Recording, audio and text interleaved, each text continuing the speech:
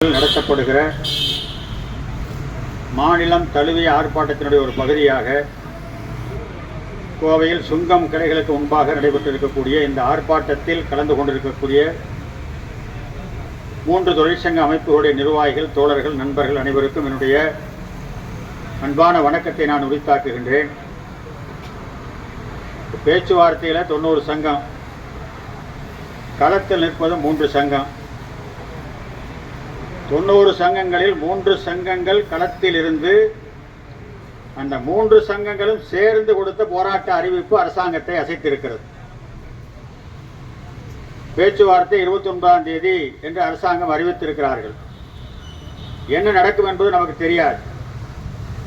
எதிர்பார்ப்பது நடக்க வேண்டும் என்று நாம் விரும்புகிறோம், வலியுறுத்துகிறோம். ஆனால் அரசு என்ன செய்யும் என்பது நமக்கு தெரியாது. நம்மை பொறுத்தவரை முன்வைக்கப்பட்டிருக்கக்கூடிய கோரிக்கைகள் நிறைவேற்றப்பட வேண்டும் என்பதை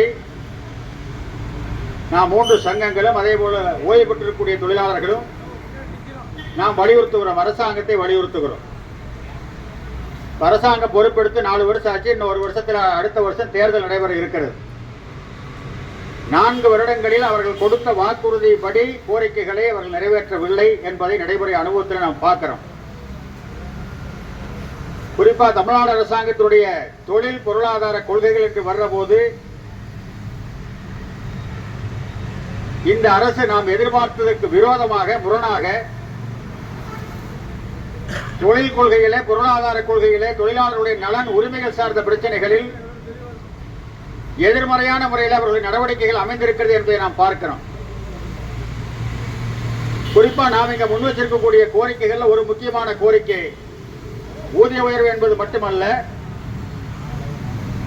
இங்க காலியாக இருக்கக்கூடிய பல்லாயிரக்கணக்கான அந்த காலி பணியிடங்கள் நிரப்பப்பட வேண்டும் என்ற முக்கியமான கோரிக்கை நாம் வச்சிருக்கிறோம்.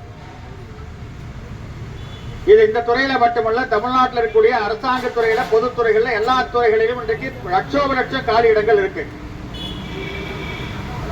படித்து வேலை வாய்ப்பு இல்லாமல் இருக்கக்கூடிய இளைஞர்கள், கோடிக்கணக்கான இளைஞர்கள் இருக்கிறார்கள்.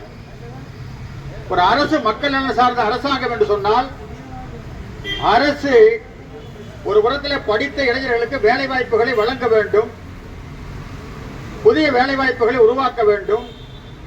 இருக்கிற வேலை பணியிடங்களில் காலி ஏற்படுகிற பொழுது அந்த காலி பணியிடங்களை அரசாங்கம் முறையாக நிறைவேற்ற வேண்டும். இது அரசாங்கம் செய்ய வேண்டிய அடிப்படையான கடமை.